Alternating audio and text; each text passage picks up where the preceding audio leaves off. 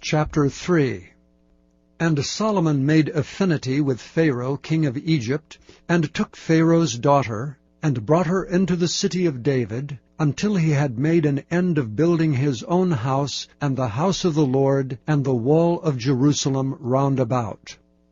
Only the people sacrificed in high places, because there was no house built unto the name of the Lord until those days. And Solomon loved the Lord, walking in the statutes of David his father. Only he sacrificed and burnt incense in high places. And the king went to Gibeon to sacrifice there, for that was the great high place. 1,000 burnt offerings did Solomon offer upon that altar. In Gibeon the Lord appeared to Solomon in a dream by night. And God said, Ask what I shall give thee. And Solomon said, Thou hast showed unto thy servant David my father great mercy, according as he walked before thee in truth and in righteousness, and in uprightness of heart with thee. And thou hast kept for him this great kindness, that thou hast given him a son to sit on his throne as it is this day. And now, O Lord my God, thou hast made thy servant king instead of David my father. And I am but a little child, I know not how to go out or come in.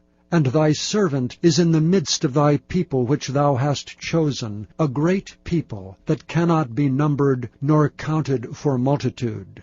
Give therefore thy servant an understanding heart to judge thy people, that I may discern between good and bad. For who is able to judge this thy so great a people? And the speech pleased the Lord, that Solomon had asked this thing. And God said unto him, Because thou hast asked this thing, and hast not asked for thyself long life, neither hast asked riches for thyself, nor hast asked the life of thine enemies, but hast asked for thyself understanding to discern judgment, behold, I have done according to thy words. Lo, I have given thee a wise and an understanding heart, so that there was none like thee before thee, neither after thee shall any arise like unto thee. And I have also given thee that which thou hast not asked, both riches and honor, so that there shall not be any among the kings like unto thee all thy days.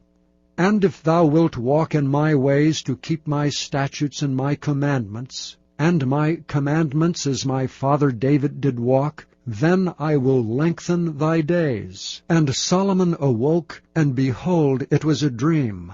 And he came to Jerusalem, and stood before the ark of the covenant of the Lord, and offered up burnt offerings, and offered peace offerings, and made a feast to all his servants. Then came there 2 women that were harlots unto the king, and stood before him. And the one woman said, O my lord, I and this woman dwell in one house, and I was delivered of a child with her in the house. And it came to pass the 3rd day after that I was delivered, that this woman was delivered also. And we were together. There was no stranger with us in the house, save we 2 in the house. And this woman's child died in the night, because she overlaid it. And she arose at midnight, and took my son from beside me, while thine handmaid slept, and laid it in her bosom, and laid her dead child in my bosom. And when I arose in the morning to give my child suck, behold, it was dead. But when I considered it in the morning, behold, it was not my son which I did bear. And the other woman said, Nay, but the living is my son, and the dead is thy son. And this said, No, but the dead is thy son, and the living is my son. Thus they spake before the king. Then said the king, The one saith, This is my son that liveth, and thy son is the dead. And the other saith, Nay, but thy son is the dead, and my son is the living. And the king said, Bring me a sword. And they brought a sword before the king. And the king said, Divide the living child in two, and give half to the one and half to the other. Then spake the woman whose the living child was unto the king, for her bowels yearned upon her son. And she said, O my lord, give her the living child, and in no wise slay it. But the other said, Let it be neither mine nor thine, but divide it.